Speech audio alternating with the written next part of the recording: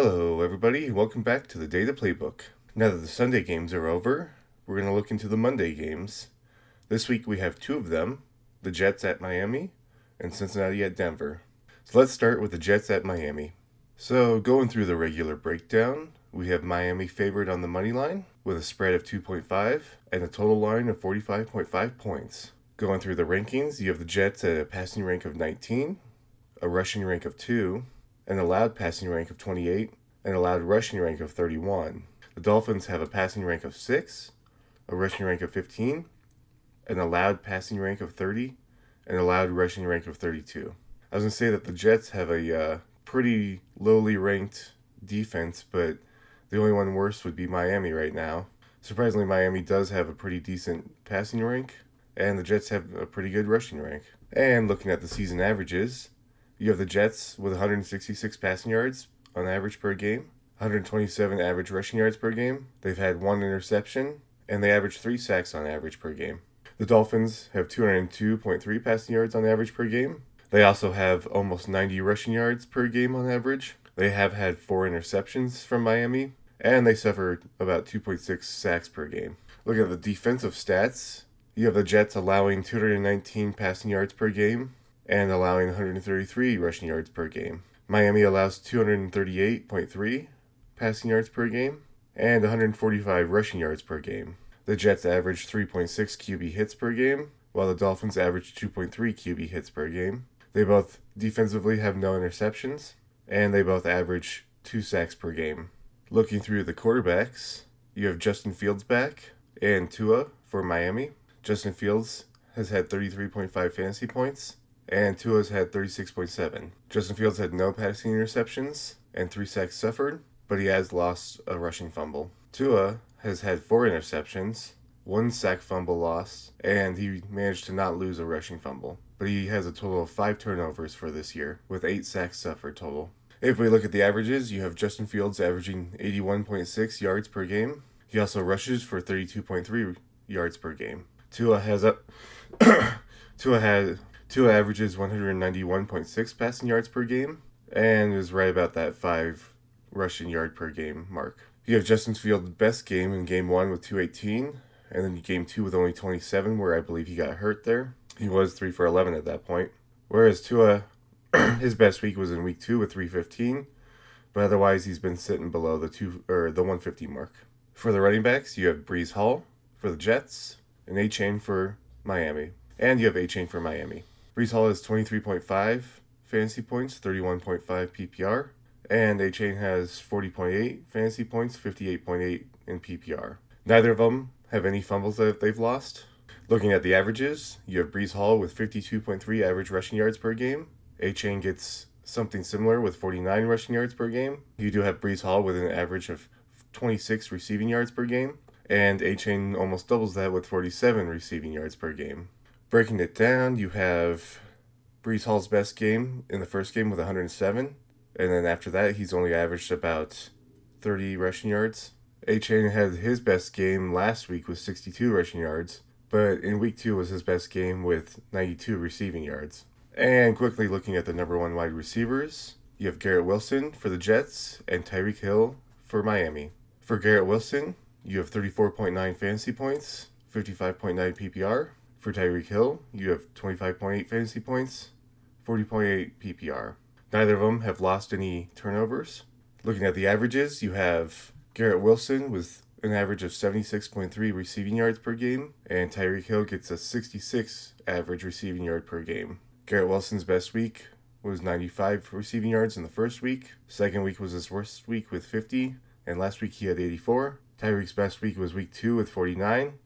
Otherwise, he's been about 40 to 50 receiving yards. He still has about half of his team's share of receiving yards, and so does Garrett Wilson. Unfortunately, looking at the tight ends, I don't have Darren Waller working for some reason.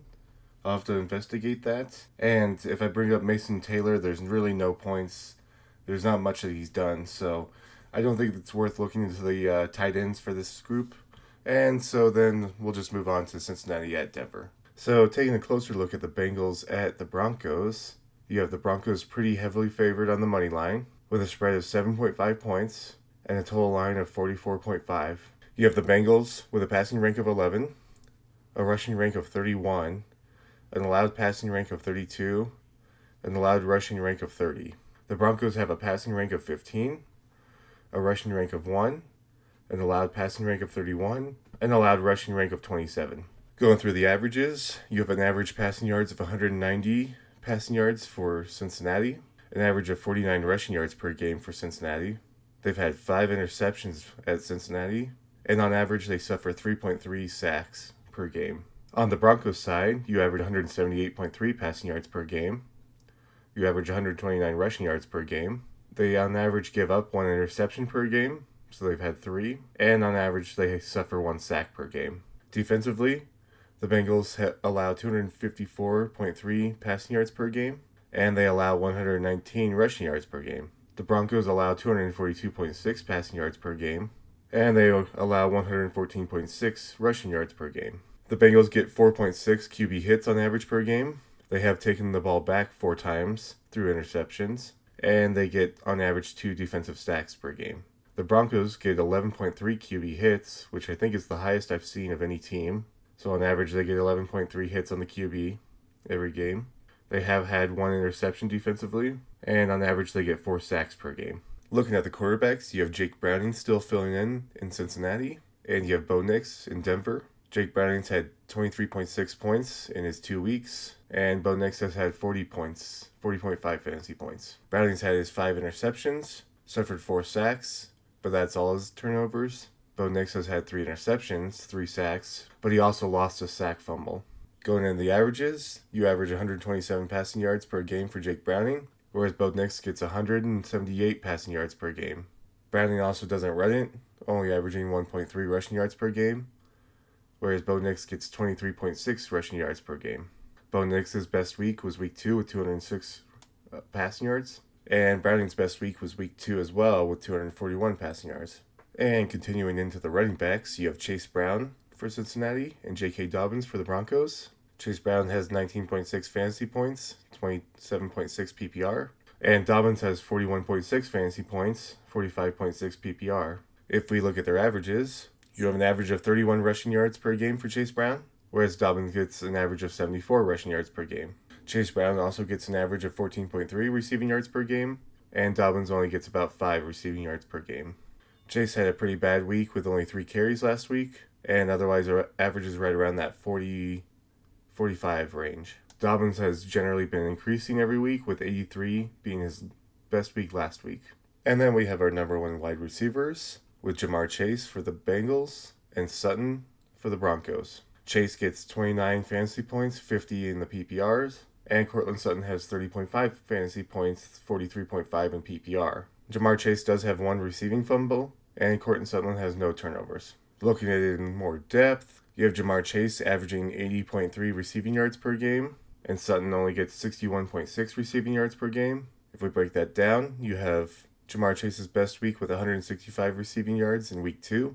Otherwise, he struggles to get above 50. With Sutton, you have his best week last week with 118. His first week he got 61, but his worst week was week 2 with only 6 yards. Despite that, he still does own the largest share of receiving yards on the Broncos, whereas Jamar Chase has a little bit more of a share, more of a third rather than half of the team's receiving yard share. And if we look at the tight ends, you have Drew Staple right now for the Bengals, since Noah Fant is hurt, and Evan Ingram is back for the Broncos this week. Drew's only had 8.7 fantasy points this year, 11.7 in PPR, whereas Ingram's only had 3.3 fantasy points this year, 7.3 in PPR. Neither of them have any turnovers. Drew averages 9 receiving yards per game, and similarly, Evan only gets 11 receiving yards per game. There's not much in the breakdown other than that Drew probably didn't have much playing in the first game and in the second game with Noah Fant, and then started to see a little bit more in the last game, so we'll see if he gets some more numbers with Fant being out. And maybe Ingram getting back will give him some numbers. We'll see. And there you have it for Monday Night Football. I hope that you guys enjoyed this and learned something. If you did, leave a like, subscribe if you want to see more, and leave a comment on what else you want to see or what more there can be done. And until next time, thank you all for watching.